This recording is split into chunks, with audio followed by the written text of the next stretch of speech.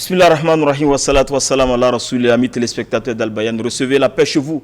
Assalamu alaikum wa rahmatullahi wa barakatuhu. Bienvenue dans Point Hebdo, votre magazine d'information, d'analyse, de décryptage d'actualité d'ici et d'ailleurs. Nous sommes aujourd'hui le samedi 3 juin 2023 et bienvenue à toutes et à tous. Nous avons 4 sujets.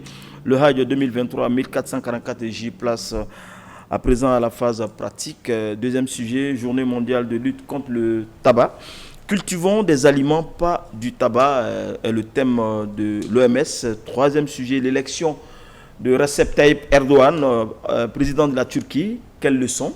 Et enfin, le quatrième sujet sur le Sénégal, bien évidemment. Sur un terrain glissant ou dangereux, c'est l'interrogation que va répondre nos invités du jour. À ma gauche, le professeur Yaya Karamoko de l'université Nangui Abrogwa. Professeur, assalamu alaikum wa rahmatullah. Merci d'avoir accepté notre invitation et de rejoindre notre équipe. Merci bien. Et je rappelle que vous êtes le vice-président à l'université Nangui Abrogwa. Félicitations à vous. Merci. Et Kalamet la Baraka. Amin. Et notre éditorialiste maison, Satri Kone, assalamu alaikum. Wa alaikum salam wa rahmatullah. Merci encore d'être là avec nous pour décortiquer, analyser et commenter l'actualité. C'est un bonheur pour moi. Inch'Allah. En attendant, le troisième invité, c'est M. Moussa Sangaré, qui est le directeur général de HINEI, qui tout à l'heure va nous rejoindre. Mais en attendant, nous allons commencer avec le premier sujet. C'est sur le Hajj. Inch'Allah, le mercredi prochain, les premiers pèlerins ivoiriens vont décoller pour Médine, pour le séjour de Médine. En attendant, messieurs, on va commencer par Satigi d'abord. Nous sommes à quelques jours du premier départ. Quels sont les conseils à donner d'abord aux pèlerins? Bien, je pense que c'est déjà une grâce d'Allah subhanahu wa ta'ala que de bénéficier de ce grand voyage qui est en tout cas le plus grand voyage de la vie du musulman. Et le premier conseil, c'est d'abord se mettre en tête qu'on va pour prier, parce que le Hajj, c'est quand même un des piliers phares, sinon l'un des piliers que chaque musulman doit pouvoir exécuter selon ses moyens. Et je pense qu'aller à la Mecque, c'est vraiment une chance et on doit aller pour un travail spirituel de tolérance et surtout de concentration. Alors, on a remarqué que l'année dernière, il y a eu tellement de chauffourées. C'est vrai qu'il y a eu 2 ans sans organiser le Hajj, à moins une année. Et il y a eu beaucoup de choses et surtout sur les réseaux sociaux, on a vu plein de choses. Est-ce que le pèlerin doit se mettre dans cette disposition pour lui-même se déstabiliser et puis déstabiliser tout le monde? Oui, je pense que les réseaux sociaux sont devenus aujourd'hui un outil que tout le monde utilise, mais il faut l'utiliser à bon escient. Je pense que chacun de nous est l'ambassadeur de la religion partout où il se trouve, surtout quand on va à la Mecque.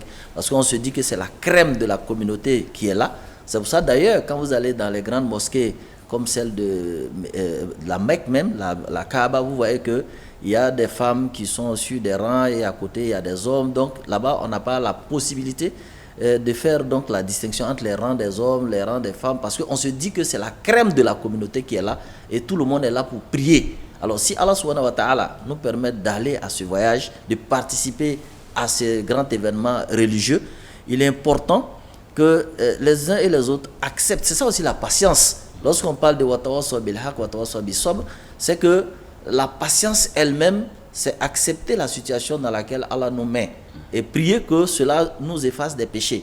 Parce que même la prière, quand vous restez dans la prière pendant longtemps, vous faites des rakats, vous faites plusieurs prières surérogatoires, c'est fatigant. Les actes d'adoration peuvent être aussi des actes qui fatiguent. Mais donc le Hajj lui-même, il comporte des aspects en tout cas qui soient très durs pour le croyant. Et l'accepter avec patience, avec foi, fait partie bien entendu des pratiques de notre religion. Alors professeur, comme je l'ai dit, ce reportage malheureusement qu'on n'a pas vu, il y a eu un séminaire le mercredi, le jeudi avec les encadreurs, d'autres techniciens. La Côte d'Ivoire bénéficie d'autres avantages. Ces avantages permettront à nos pèlerins de voyager dans de bonnes conditions, notamment Tariq Maka. Vous avez décortiqué ça la semaine dernière. Mais qu'est-ce qu'on doit dire aux pèlerins en cette période précise? Parce qu'aujourd'hui, ils ont commencé à vérifier s'ils sont dans tel vol, etc., les dispositions mentales et psychologiques. Je pense que pendant la formation, en Côte d'Ivoire comme ailleurs, en tout cas ici, on a mis beaucoup l'accent sur la formation. N'oublions pas ce que nous ont dit les formateurs. Ils n'ont pas parlé que des manassiks, de comment faire les étapes du Hajj. Ils ont parlé de notre comportement en général. Quoi qu'il en soit, réunir des millions de gens pour des rites, ça ne peut pas être comme notre vie quotidienne.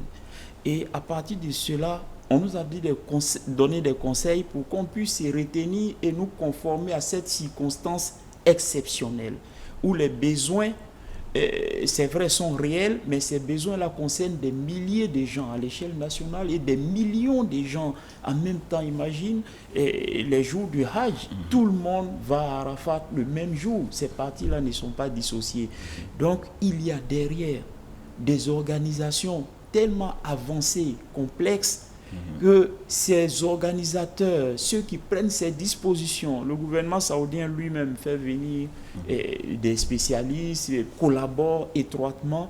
Toute cette organisation, il ne faut pas que le pèlerin se dise que ça c'est d'autres gens et ensuite je n'ai que mon intérêt. C'est ça. Non, les pèlerins et ceux qui organisent le pèlerinage forment la communauté musulmane autour du 5e pilier. Si on est conscient de ça, et qu'il y a des difficultés, ces difficultés sont inhérentes à l'organisation d'un tel événement. Parce que quand Allah parle du Hajj, dès qu'on se retrouve dans la position de celui qui doit aller au Hajj, Allah donne des conseils urgents. Parmi eux, la jidal fil Hajj. Il n'y a pas de dispute. Ça veut dire quoi? Il y a la tentation de la dispute. Voilà, Rafasa, il y a la tentation de promiscuité. Donc Dieu met en garde, pas de dispute, parce que le monde entier se rencontre quelque part. Les musulmans doivent regarder leur foi, savoir se retenir et ne pas regarder la moindre imperfection. Parce que nous-mêmes dans notre vie, il y a des imperfections et se concentrer sur ça. Inch'Allah, on revient, l'élément est déjà prêt. À la régie, on va suivre ce reportage du service rédaction de la télévision. Pour le consul d'Arabie Saoudite en Côte d'Ivoire, cet atelier de formation sur les rites du Hajj et leur signification vient accompagner la Côte d'Ivoire dans l'atteinte de ses résultats en matière d'organisation du Hajj. Déjà, alhamdoulilah, la plupart des gens ils savent qui s'occupent de ça, ils savent très bien les informations. Mais c'est bien de rappeler et de rappeler. Et Inch'Allah, il faut qu'on sache tous qu'on est en train de faire un travail ensemble. Soit les gens en Arabie, soit les pèlerins de Côte d'Ivoire ou les autres pèlerins d'autres pays. La barre est désormais haut, selon le commissaire du Hajj.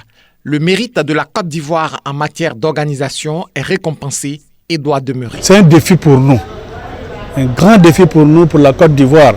D'abord, le fait d'être choisi parmi les 7 pays sélectionnés et le seul pays de l'Afrique subsaharienne, vraiment c'est un enjeu, c'est un grand défi pour nous, pour maintenir ce cap, pour qu'à notre niveau, tout ce que nous devons faire humainement, que nous le fassions, pour que nous allons, et au finish, le bilan qui sera fait, que ce bilan soit positif, pour qu'il reconduise encore ce projet pour notre pays. La route du Hajj ou Tariq Makka est le cadeau de l'Arabie Saoudite à la Côte d'Ivoire. Elle sera continuelle, certes, à condition que les encadreurs et les pèlerins parlent le même langage. Si tu suis ton encadreur, ça va te guider à faire ton Hajj Mabroul. Nous saurons davantage comment marcher dans leur pays. Quand on va chez quelqu'un et qu'on connaît les limites, ses limites en tant qu'étranger, alors on marche bien. Le prophète Mohammed sallallahu alayhi wa sallam a dit qu'un Hajj Mabrour n'a autre récompense que le paradis. Hajj agréé donc à tous nos pèlerins. Alors, retour sur ce plateau, vous avez entendu, notre reporter Saïd Sandona a dit, je cite, le Tariq Makka sera reconduit à condition que le pèlerin et l'encadreur parlent le même langage. Ça veut tout dire, hein, monsieur. Non, c'est clair, parce que avec cette facilité, puisque maintenant les pèlerins ivoiriens ne seront plus soumis à des contrôles en arrivant donc en Terre Sainte, cela sera déjà fait ici. Je crois que c'est un point très fort qu'il faut saluer. Et je pense que chacun, comme l'a dit Eladj Yahya tout à l'heure, Karamoko, je pense que chacun doit savoir que là où des millions de personnes d'origines différentes se retrouvent pour adorer Allah subhanahu wa ta'ala, cela ne peut pas être comparable, n'est-ce pas, à un séjour chez soi. Vous allez voir qu'il y a des personnalités qui sont peut-être logées avec 2 ou 3 autres personnes qui ne sont pas donc du même statut. Donc il faut accepter cela parce qu'on vient là pour reconnaître la toute-puissance d'Allah lui seul. Et donc c'est des moments où chaque musulman doit se dire que la semaine que nous allons passer ensemble, c'est une semaine d'humilité, une semaine d'acceptation des autres, une semaine donc vraiment de là où seul Allah subhanahu wa ta'ala mérite adoration et chacun fait taire un peu son orgueil et sa classe. Alors le défi également, cette année, c'est doublé, puisque l'année on était 4000, cette année nous sommes à 7000, c'est-à-dire qu'il y a plus de pèlerins ivoiriens et il y a plus de pèlerins qui viennent du monde entier. Donc le défi devient grand pour nos pèlerins, pour les autorités, pour les organisateurs, pour que le défi religieux qui est le 5e pilier de l'islam domine tout, au lieu que d'autres aspects viennent mélanger un peu cette adoration. Oui, tout à l'heure dans l'élément, il y a un des encadreurs qui demandait aux pèlerins de suivre ce que font les encadreurs. Parce que vu justement la croissance des effectifs des pèlerins globalement et puis localement, le pèlerinage, l'organisation, aussi bien en Terre Sainte que ici localement, sont dans une amélioration continue. Justement, quand on demande aux pèlerins de patienter, ça ne signifie pas que tout est parfait. Mais quand on remarque qu'est-ce qu'on doit faire, au lieu de se chahuter, on cherche des solutions. Ça fait que chaque hajj est particulier, mais dans le sens du progrès, de l'amélioration, des dispositions qui s'adaptent au moment. Et il y a des facilités qui arrivent. On nous a dit clairement que ces facilités sont dues à des efforts constants. Donc là, ce n'est pas des acquis définitifs. Il est important qu'on puisse comprendre. C'est aussi ça même le hajj. Ces contraintes que Dieu met. Aller dans la foule comme ça, rester sur une bonne moralité, ne pas se disputer, ça fait partie de l'exercice. C'est parce qu'on est en avion que des fois il y a certaines épreuves du hajj. Avant, les pèlerins partaient après leur sacralisation en allant vers la Mecque. Mais les gens ont très peu de nourriture. Ils voient des animaux. Vous voyez cette dimension de la sacralisation où on ne peut pas chasser alors qu'on a faim. Voici des animaux, on a de quoi les atteindre. Donc il y a l'épreuve, il faut accepter. C'est vrai, la religion ne veut pas de souffrance, mais le pèlerinage ne va pas se faire sans effort. On doit être disponible pour l'effort. Satri, vous voulez ajouter un élément? Oui, surtout pour dire qu'aujourd'hui, avec les réseaux sociaux, on revient là-dessus, il faut qu'on soit vigilant parce Très que souvent, important, oui, lorsque les uns et les autres, dès la première difficulté, commencent déjà à brocarder tout le dispositif, il y a d'abord l'État saoudien qui met le maximum de moyens pour alléger les difficultés. Et au niveau national, tout est fait aussi pour que les pèlerins aient les meilleures conditions. Mais dès qu'il y a un petit problème, quand vous mettez cela sur les réseaux sociaux, on oublie tous les succès qu'on a eus et on ne s'appesantit que sur cette petite difficulté. Et or, comme il faut toujours mériter d'être au summum pour pouvoir bénéficier de tous ces avantages de l'État saoudien, aussi bien les encadreurs que les pèlerins, donc chacun a des efforts à fournir pour que notre pays, n'est-ce pas, ait cette bonne réputation. En tout cas, quand on voit les investissements faits sur le terrain par les autorités saoudiennes, les hôtels, surtout en termes de mobilité, les trains, les véhicules, je pense que tout est fait pour aider les invités d'Allah en Terre Sainte, à la Mecque, à Médine, également à Muzdalifa, à Mina, à bien passer le pèlerinage. On va faire un dernier tour de table pour parler du jour J, c'est-à-dire le mercredi, quand les pèlerins seront convoqués ici. Pour aller, on a des parents qui vont certainement à la Mecque. Mais quels sont les derniers conseils qu'on doit donner à un parent qui va bientôt prendre l'avion pour que vraiment il soit dans les dispositions mentales pour aborder ce 5e pilier? Moi, ce que je peux dire, chaque pèlerin, la plupart des pèlerins s'en vont avec dans leur poche un adversaire potentiel de leur pèlerinage, qui est le smartphone connecté. Là, tout peut être débité dessus. Des fois, quand Shaitan ne peut pas nous amener à faire quelque chose de mal, mais il nous empêche au moins de nous consacrer au zikr, à davantage de lecture coranique, à la méditation. C'est-à-dire, il nous saisit par la futilité, par le fait d'occuper notre esprit sans impact. Donc, on doit faire attention. Ce voyage, il faut tirer le maximum de profit, faire des choses utiles. faire des actes d'adoration, montrer notre conscience d'Allah à toutes les étapes. Il y a certaines habitudes qui vont traîner derrière nous à travers nos accès aux médias, à Internet, notre smartphone. Il faut essayer de tirer le maximum de profit, prendre conscience dès maintenant et prendre garde aussi pour pouvoir tirer le meilleur profit. Inch'Allah. C'est ce que je peux donner comme conseil. Satigi, le sociologue. Oui, le conseil, c'est de vraiment se méfier des achats à outrance. Parce qu'il y en a qui passent plus de temps dans les boutiques qu'à la prière elle-même. Or, on est là pour faire des achats utiles, non pour vraiment passer tout le temps de la prière à faire le tour, la visite. C'est vrai qu'il y a des ziyaras, il y a des points qui sont identifiés, mais avec la réduction surtout de la durée de séjour à Médine, il faut vraiment profiter de la présence de la mosquée du prophète Mohammed sallallahu alayhi wa sallam et faire beaucoup de zikr, beaucoup de prières, beaucoup de lectures coraniques, mais aller vraiment faire les achats quand cela est utile. Inch'Allah.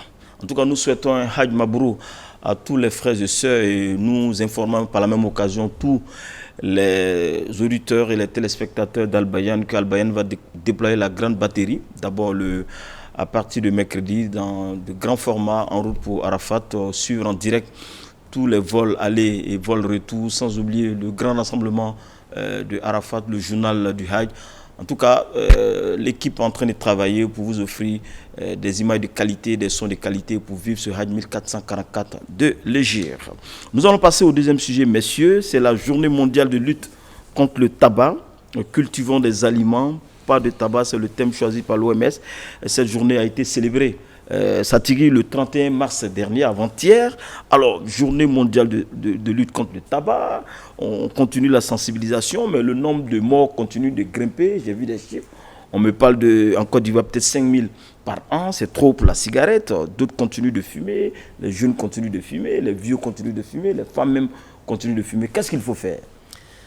Je pense qu'ici, quand on regarde bien le thème « Cultivons des aliments, pas de tabac », et quand on regarde les chiffres, c'est comme si on disait « Acceptons de vivre, refusons de mourir ». Parce que les aliments, c'est ce qui manque le plus aujourd'hui pour lutter contre la mauvaise alimentation. Parce qu'il y a des gens qui mangent mais qui ne sont pas bien nourris. Et il y a le tabac, parlons-en. Le chiffre qui m'a le plus fait peur, c'est le nombre de morts de non-fumeurs. Il est démontré aujourd'hui par l'OMS que près de 1 200 000 personnes meurent par an et qui ne sont pas des fumeurs, mais du fait de la fumée.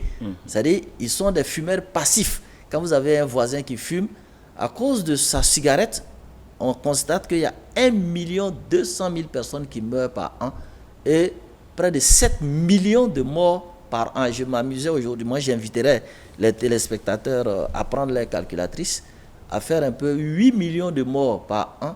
Ça veut dire que il y a combien de morts par jour et combien de morts par minute à cause de la cigarette. Alors quand l'OMS demande qu'on se concentre plutôt sur la culture des aliments et qu'on évite le tabac, je crois que c'est un message très fort. Un message très fort. Bien sûr, parce que c'est la vie. Hein. C'est comme si on disait choisissez entre la mort et la vie. Parce qu'aujourd'hui, le monde est face à la question de l'alimentation. On parlait d'autosuffisance alimentaire, on parlait de bonne alimentation équilibrée, etc. Mais la cigarette elle-même, et l'OMS a démontré que 50% des personnes qui utilisent la cigarette en meurent. Ou en tout cas meurent à cause de maladies liées à la cigarette. Vous voyez comment les chiffres sont effrayants. Alors, mais je vois que malgré que la Côte d'Ivoire ait pris cette disposition en 2012 d'interdire de fumer dans les lieux publics, mais cela continue, même souvent même dans les transports en commun. Le chauffeur lui-même de Ouaka, de Woro prend plaisir à fumer au grand désarroi de ses usagers. Oui, peut-être que vous faites bien, les médias ont un rôle important pour vulgariser ces dispositions contraignantes normalement, légalement en Côte d'Ivoire. Je ne peux pas ouvrir un restaurant et permettre à mes clients de fumer. Voilà, c'est un lieu public. On ne parle pas des clubs privés, dans le transport, au bar, dans les restaurants. Tout ça, c'est des lieux publics. Il est interdit de fumer dans ces endroits. C'est comme l'avion. Quand on prend l'avion, c'est interdit de fumer dans l'avion. Il y a des vols de 12 heures, mais personne ne doit fumer. Arrivé à un certain moment, les dispositions légales, réglementaires doivent jouer. Et ces dispositions, ce sont des textes. C'est les hommes qui doivent les faire vivre. Donc, soyons aussi des fois exigeants, puisque le tabagisme passif, dont a parlé Elhadji Satigui tout à l'heure, fait beaucoup de victimes, des malades, une morbidité, une mortalité importante qui dépasse le million, qui est liée au tabagisme passif. Quand on dit le tabagisme passif, c'est les enfants du fumeur. Ce sont ses voisins, ses apprentis, ses collaborateurs, ses clients dans un véhicule. Et là, on parle carrément de maladies graves et de morts. Donc, c'est le sujet qu'on doit aborder. On ne doit pas subir la fumée des cigarettes des autres. La loi ne permet pas. Et à nous-mêmes aussi de pouvoir prendre conscience de ce dont il s'agit. Pourquoi cette épidémie de tabac que l'OMS appelle la tabagie? La tabagie s'est installée parce que c'est une plante dont l'usage a été répandu sans qu'on puisse la connaître profondément. Mais le développement de la médecine moléculaire, de la biologie moderne dévoile le caractère très, très, très nocif de ce produit qui est déjà suffisamment populaire. Mais puisqu'on constate, c'est scientifique, pourquoi certains ulama le rendent haram aujourd'hui? Même s'il y a débat souvent. Non, après avoir rendu... Non, je parle du départ. Au départ, on voyait dans le tabac de la gêne, du gaspillage. Il y a eu des fatwas qui se basent sur la gêne, le gaspillage, quelque chose d'inutile. Mais quand on a découvert, c'est-à-dire, pour d'autres ulama, quand on impose aux fabricants d'un produit, peut-être pas ici, mais d'écrire que ce produit est susceptible de donner le cancer, et que, voilà, ou bien nuit gravement à la santé, des expressions de ce genre, on demande aux fabricants d'imprimer ça sur son produit. Et le fabricant, qui a pourtant des droits dans des états de droit, accepte d'imprimer ça. Donc il y a des oulémas qui disent, s'il dit que ça tue, donc c'est haram. Quel commentaire? Oui, moi je voudrais vous inviter à analyser cette petite phrase. Pour pouvoir l'analyser, il faut l'avoir déjà entendu. Quand le monsieur allume la cigarette, il demande si ça vous gêne. Ma cigarette vous gêne? Toujours. Souvent on dit, par politesse, on dit non, ça ne me gêne pas. Mais peut-être il faut lui rappeler que oui, des gens comme moi, il y a au moins 1,2 million qui meurent par an parce qu'ils disent non, ça ne me gêne pas. Donc ça, je pense que, là il le disait tout à l'heure, hein, les enfants du fumeur, souvent la salle est close, au salon ils fument, et les jeunes enfants ont des maladies chroniques parce que papa fume dans la maison. Et le véhicule aujourd'hui, comment faire pour que les véhicules de transport en commun surtout soient à l'abri de la cigarette? Si le chauffeur lui-même fume, si l'apprenti fume, on parle ici du baka, hein, ça, oui, nous sommes tous ivoiriens. Mais comment faire pour que dans les milieux, les restaurants où nous sommes venus nous, n'est-ce pas, nous nourrir pour vivre, ne soient pas des endroits où on prend, n'est-ce pas, des maladies chroniques? Parce que quand on dit, l'OMS dit que le tabac tue au moins 50% des gens qui l'utilisent. Je pense que c'est des messages très forts. Et je suis totalement d'accord avec le professeur Karamoko qui dit que des ulama ont estimé qu'à partir du moment où la médecine a démontré que ce produit peut tuer, le faire consommer de façon volontaire ou en tout cas involontaire à quelqu'un qui ne fume pas, je pense que clairement, chaque fumeur devrait se poser la question de savoir quelle est sa responsabilité. Alors, messieurs, moi, il y a un autre phénomène qui a vu le jour, surtout sous nos tropiques, c'est l'utilisation de chicha, surtout qui foisonne un peu dans les grandes villes ivoiriennes, même africaines. Récemment, je crois au Mali, ça a été interdit. On voit que ça rentre dans le cadre du tabagisme, puisque semble-t-il que le chicha est dangereux pour ces jeunes-là, professeur. En tout cas, en Côte d'Ivoire, il y a un message public qui nous dit clairement, et la dangerosité du chicha peut être que le fait que ça peut être un vecteur. Parce qu'on va parler de changer le bec, etc. Mais ça peut être un vecteur de transmission de certaines pathologies. Même s'il existe des procédures, soi-disant pour désinfecter. Et en plus de ça, c'est qu'on utilise le tabac ou bien d'autres herbes. ça reste quelque chose de risqué.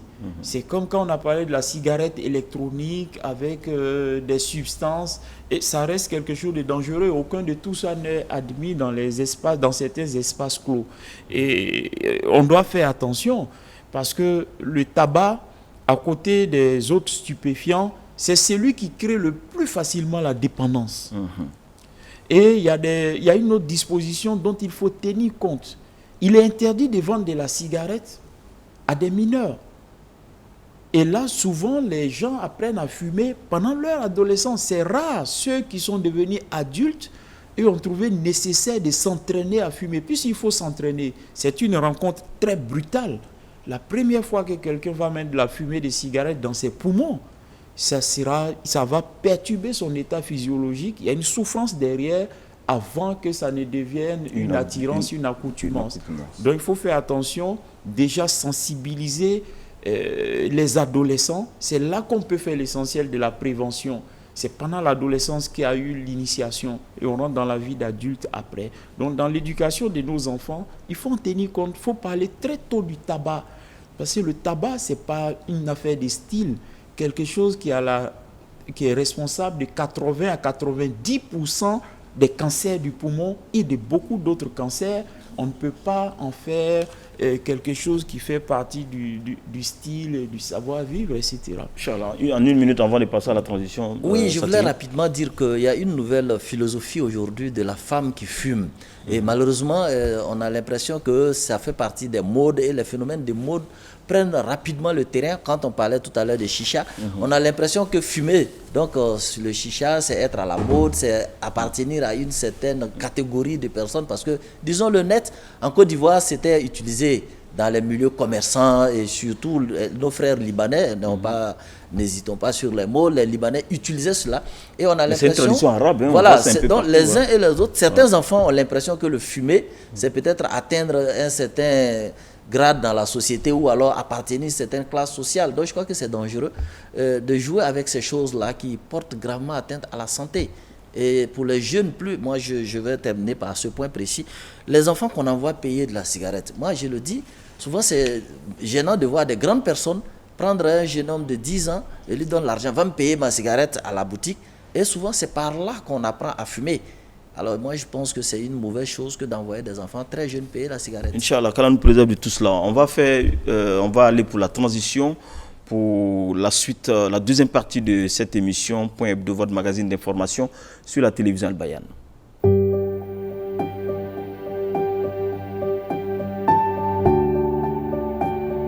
L'alphabet arabe comprend 28 lettres. Voici donc l'alphabet arabe présenté sur votre écran. Alif, Ba'un, Ba'un. L'école coranique, votre rendez-vous d'apprentissage du noble Coran, les lundis et mardis à 7h15, jeudi et vendredi à 14h30, samedi et dimanche à 19h30 sur la télévision Al Bayan. Retour sur ce plateau de Point Hebdo, votre magazine d'information, d'analyse, de commentaires sur la télévision Al Bayan. C'est tous les samedis à partir de 20h15, la rediffusion dimanche à 16h55, mercredi à 10h. Nous avons abordé deux thèmes nationaux. D'abord, un thème communautaire sur le Hajj, place à présent à la phase pratique. Le deuxième sujet, c'était sur la journée mondiale de lutte contre le tabac. Cultivons des aliments, pas de tabac.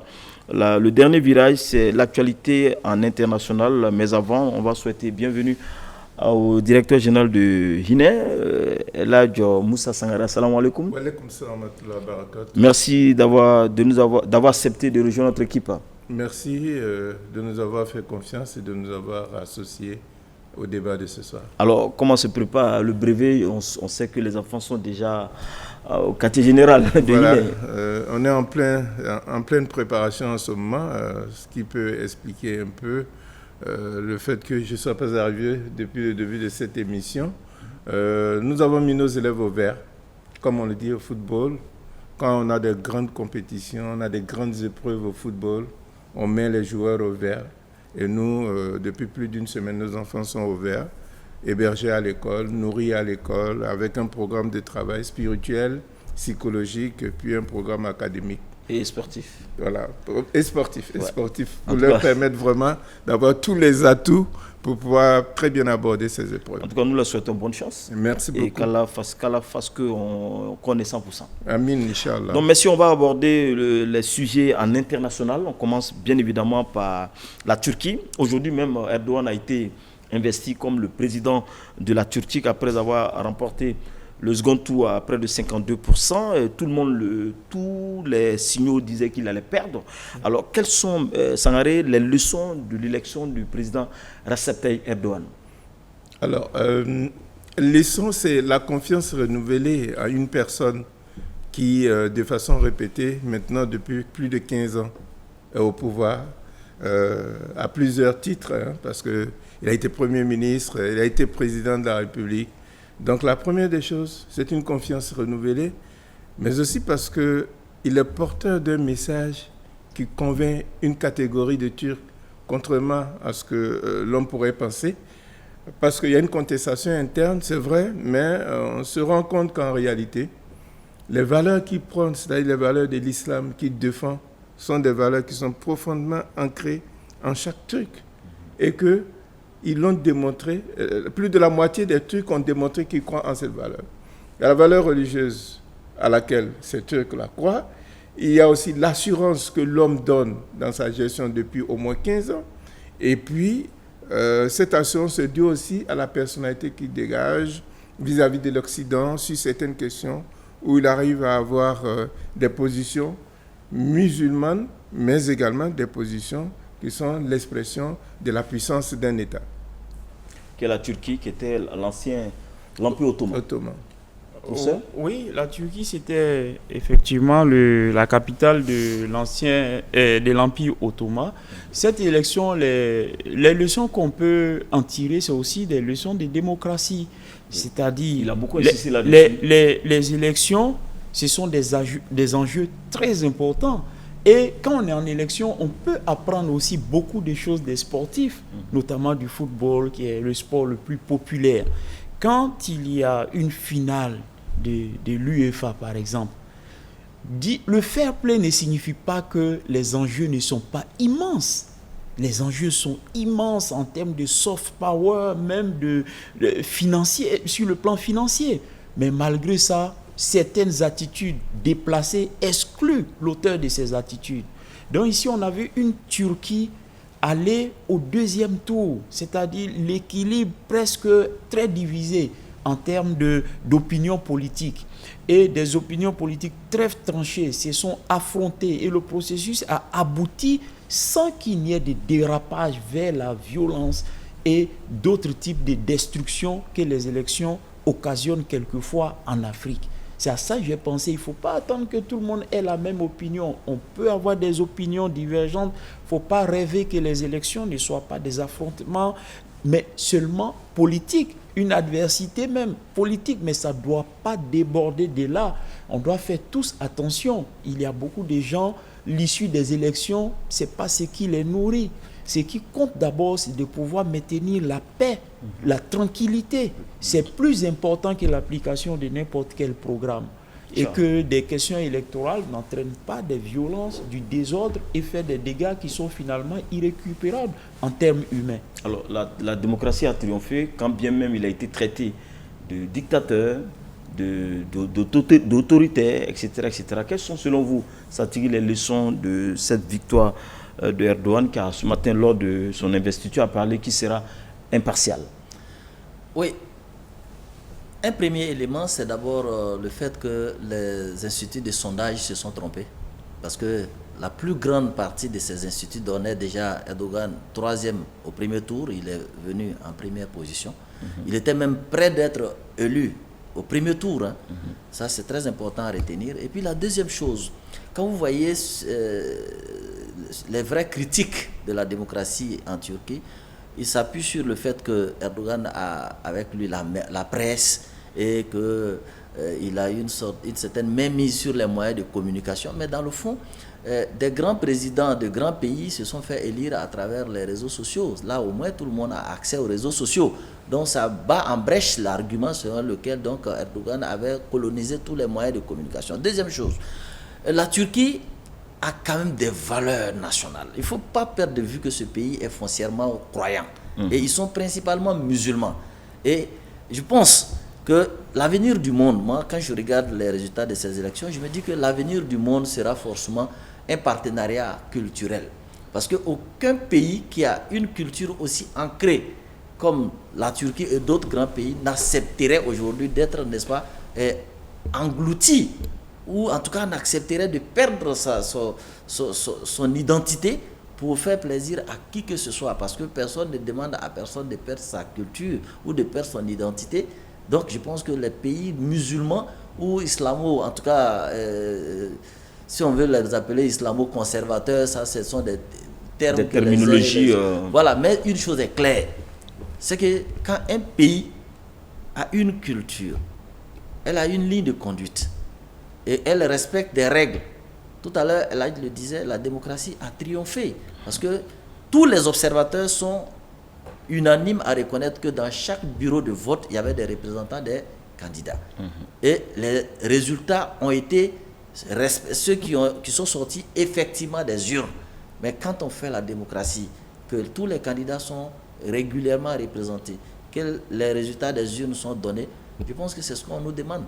Et je pense que le peuple turc a montré aussi sa maturité. Quand les résultats sont donnés, vous voyez aujourd'hui, on a abouti à l'investiture, les programmes vont être appliqués et je crois que c'est le peuple turc qui a gagné. Une semaine après, en attendant à la régie pour le tweet de la semaine sur la Turquie, messieurs, les défis, d'abord les défis internes, parce qu'économiquement le pays a souffert du fait de la Covid, les défis diplomatiques à l'extérieur avec la crise en Ukraine, parce que Erdogan cause avec tout le monde, voilà, c'est sa chance. Ouais. Et puis on va dire les défis de la Oumma, il y a assez de problèmes au sein de la Oumma. Je pense que la Turquie continue de jouer un grand rôle. Qu'est-ce que vous en pensez, messieurs? La question qu'il y a lieu de se poser aujourd'hui, c'est que est-ce que nous allons vers la renaissance de l'Empire ottoman? Autrement, est-ce que la Turquie se positionne aujourd'hui comme le leader de la communauté musulmane et par voie de conséquence nous ramènera à une situation hiérarchique où toutes les décisions se prendraient à Istanbul pour impacter le reste du monde musulman. Mais en tout cas, il en a la personnalité. Mais maintenant, est-ce qu'il arrivera à réunir toute la communauté musulmane autour de son pays? Les enjeux sont plus les mêmes qu'autrefois. Aujourd'hui, les choses se présentent autrement. Chaque État est indépendant et voudrait l'affirmer suffisamment.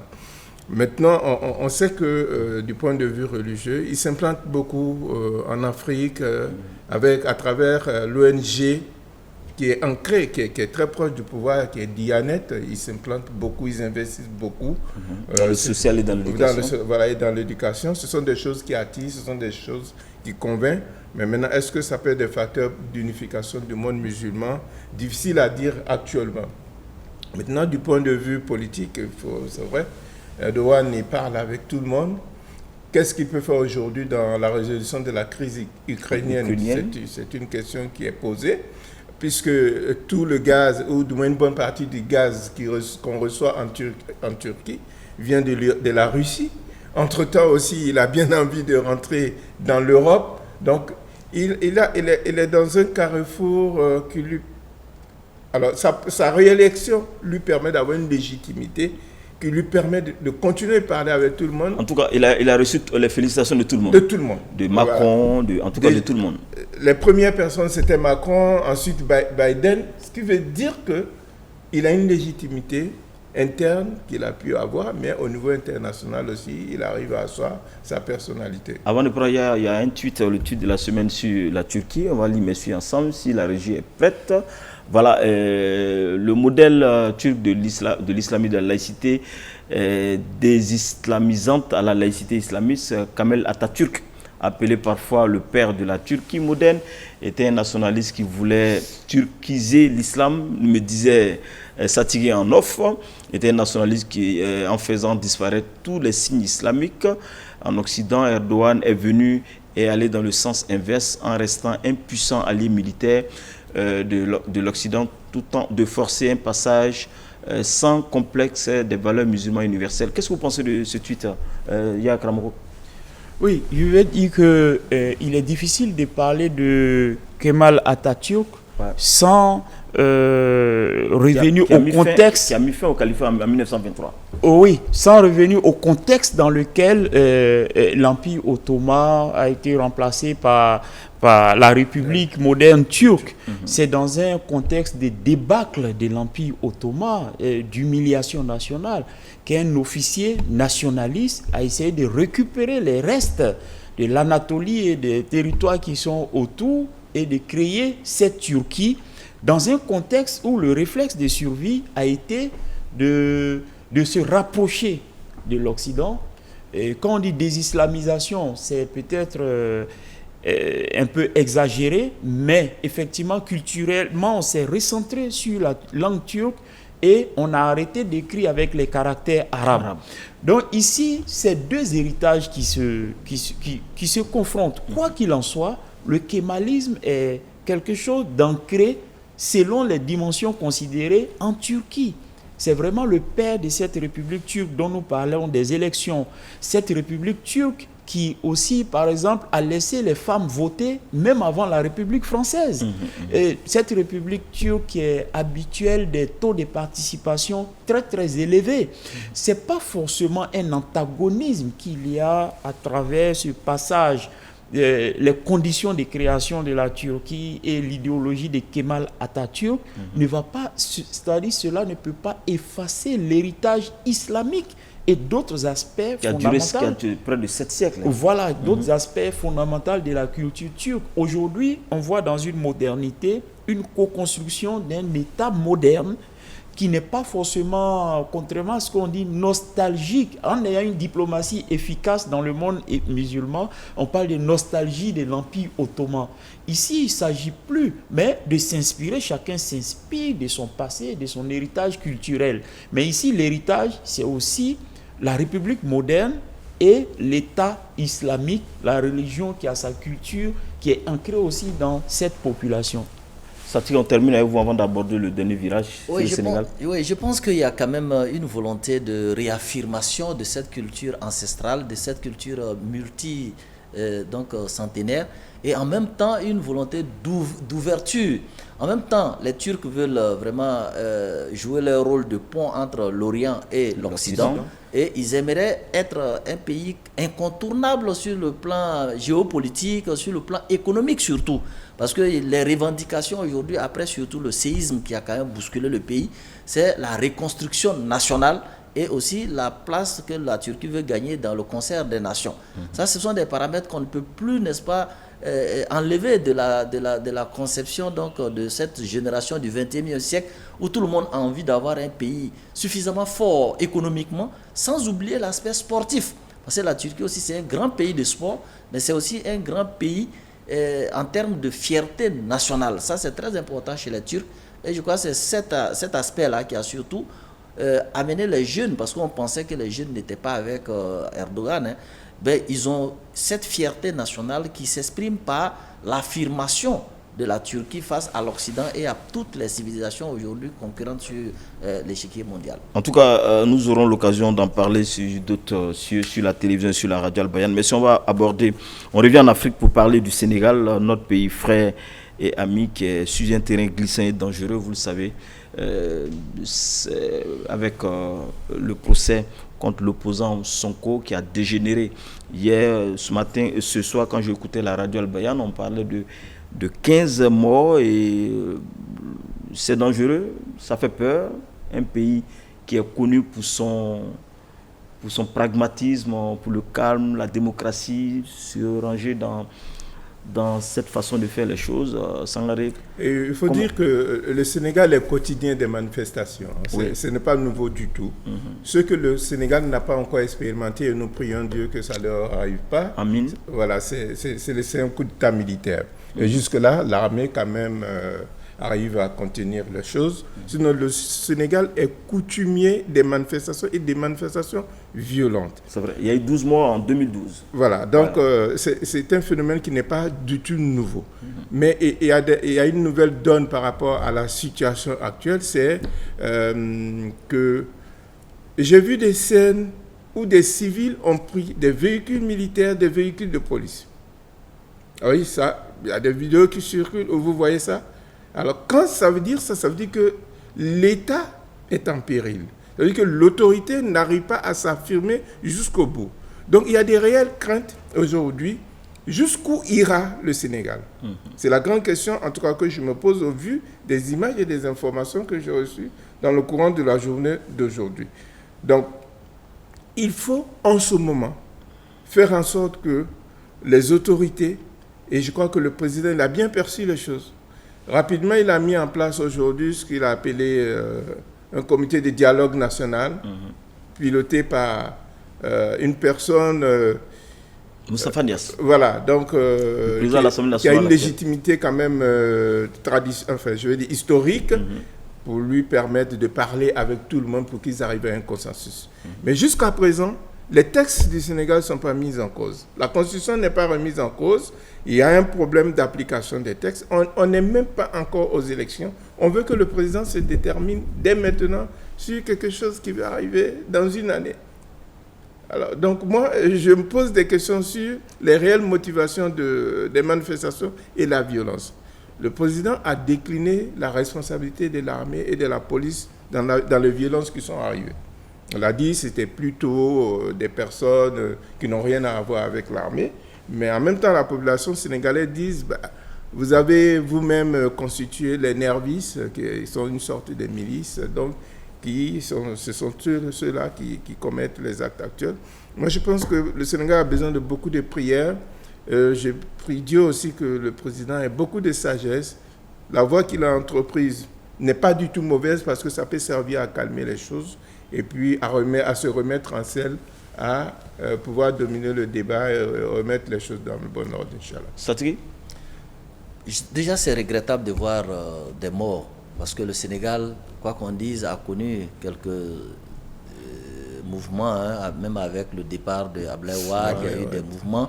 Mais cette forme de mouvements, souvent, qui sont suscités par les réseaux sociaux, parlons-en, parce qu'aujourd'hui, la télévision nationale, les déclarations étaient souvent donc, la référence des populations.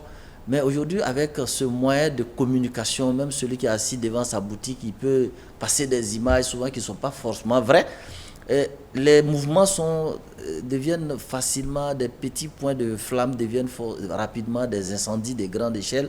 Et moi, je crains que le Sénégal vraiment soit en train de basculer parce que il y a des petits gestes, il y a des petits signes qui font peur. Tout à l'heure, Elijah Sangaré le disait, quand vous voyez des civils qui osent entrer dans les véhicules des forces de l'ordre, il y a une sorte d'émotion qui est en train de se dégager. Moi, du tout, je ne suis pas vraiment... je prie que les choses s'arrêtent là et qu'on n'arrive pas à l'extrême. Parce qu'il n'y a aucun pays prédestiné à un coup d'État militaire. Nous, en Côte d'Ivoire, on se disait, jamais la Côte d'Ivoire ne connaîtrait un coup d'État militaire. Or, quand le nombre de morts augmente de jour en jour, et vous voyez que le délai est très court, en 2 ou 3 jours, on atteint 15 morts. Vous voyez, ça n'a pas la même valeur que, par exemple, des manifestations sur 10 jours. Ce n'est pas seulement à Dakar, il y a Ziguinchor. Moi, je crains que la situation soit en train de pourrir. Et ce genre de choses, il ne faut pas les laisser pourrir. Et la situation peut dégénérer. Il ne faut pas vraiment espérer cela pour le Sénégal. Professeur? Oui, je vois que le Sénégal traverse un état de fragilité. Et c'est cette fragilité-là qu'il faut réduire très rapidement. Mais pourtant, on sent un dynamisme économique avec ces infrastructures passées à Djamdiao, à Dakar par-ci. Mais qu'est-ce qui se passe? Oui, quand on regarde déjà la nature des manifestations, peut-être que si on fait une approche beaucoup plus sociologique, on pense que tous ces gens sont en mouvement pour soutenir un opposant. Non, des fois, c'est l'expression de colère personnelle, des situations sociales inextricables. Nous vivons dans un environnement international difficile avec les 2 crises du coronavirus et la crise ukrainienne. Ça a favorisé beaucoup de précarité, surtout en milieu urbain où sans moyens, sans emploi, des revenus stables, la vie est très difficile. On sent qu'on va vers une conflagration sociale d'origine sociologique. C'est vrai, on supporte l'opposant, mais c'est la raison. Mais quand on va piller un supermarché, les denrées alimentaires, on va même s'attaquer à certains symboles. Les véhicules privés, donc celui déjà qui possède une voiture, c'est comme si c'est un suspect. Je me dis qu'il y a un combat dans le combat. Et ça peut dériver très rapidement. Je peux pas faire mieux que de faire des prières pour ce pays frère et pour notre continent, pour que autour des élections, on puisse traverser ces épreuves malgré les enjeux sans qu'il n'y ait de violence. Et le pire, c'est quoi? Les pertes humaines. Personne ne peut les réparer. Et chacun doit mettre au devant de ses politiques et de ses choix le respect de la dignité humaine. Parce qu'il y a des types de manifestations, quand on appelle à ça, et que les gens vont aller arracher des voitures des forces de l'ordre, etc. Je me demande, ceux qui favorisent ça à travers des rumeurs, les réseaux sociaux et autres, est-ce qu'ils pourraient mettre leurs propres enfants à l'assaut des forces de l'ordre? Voilà, voici pourquoi il faut respecter la vie. En tout cas, il y a une image qui a défilé, c'est parce que c'est un fake. Il y a les manifestants qui pourchassaient un corps habillé couché, si bien que quelqu'un ait pris un caillou pour fracasser la tête. Je ne sais pas si c'est un fake news, mais si c'est vrai, mais ça dépasse ce que l'entendre. Et c'est inquiétant. Alors, messieurs, là, on sait que le Sénégal, sociologiquement, l'islam, c'est au moins 95%. Et les guides religieux jouent un grand rôle, notamment les mourides, notamment les Tijani, les Laïens et d'autres choses. Est-ce que, en ce moment-là, ils doivent rentrer en ligne de compte pour calmer les jeux? Je pense que toutes les forces qui peuvent véritablement calmer les jeux aujourd'hui, que ce soit des pays étrangers, que ce soit à l'intérieur, il faut rapidement stabiliser la situation au Sénégal. Parce que quand on le disait, des désordres en Côte d'Ivoire influencent toute l'Afrique de l'Ouest. C'est la même chose avec le Sénégal. Hein. C'est-à-dire que s'il y a aujourd'hui des problèmes au Sénégal, ça touche toute la zone ouest africaine. Surtout que le Sénégal est frontalier avec le Mali. Il y a la Mauritanie qui est là, etc. Absolument. etc. Il y a la Gambie. Absolument. La Côte d'Ivoire n'a pas, par exemple, une frontière claire, avec, terrestre avec le Sénégal. Mais une crise au Sénégal influence sérieusement la Côte d'Ivoire. Parce qu'il y a une telle interconnexion aujourd'hui des réseaux économiques qu'un de ces pays-là, de la zone, quand il y a une crise, surtout le Sénégal qui a la réputation d'être un pays stable, un pays qui arrive rapidement à surmonter les mouvements quand il y a des élections. Mais je suis vraiment inquiet parce que les élections, c'est jusqu'en 2024. Et comme l'a dit tout à l'heure Lendé, on est encore en juin 2023 et on demande que chacun se détermine. Est-ce qu'il n'y a pas une sorte de frustration collective? Parce que je pense que tout à l'heure, le procès a fait une analyse tellement juste qu'à mon avis, que des gens sont dans cette lutte. Quand on écoute les interviews, il y en a qui disent on ne travaille pas. Vous voyez que ça, il ne s'agit pas ici de l'opposant. Les uns et les autres ont des frustrations personnelles, des inquiétudes individuelles qu'ils veulent exprimer.